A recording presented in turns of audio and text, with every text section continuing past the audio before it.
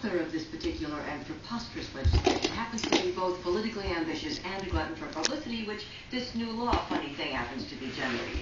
Maybe it's legitimate health concerns. So do overzealous elected officials who don't just stand there. Well, they could. Now, I should do the interrupting. If nothing else, I pride myself on being a conscientious fact finder. Oh, well, Mr. Crane, did you say something? it's a stupid law. Overturn it, man.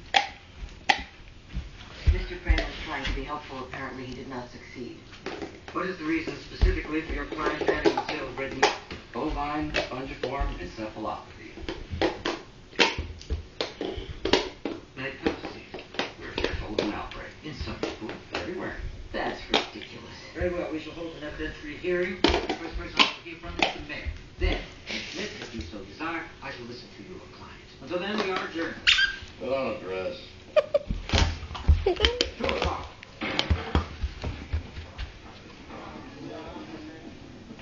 What are you doing? I know this kid. I know his buttons. She's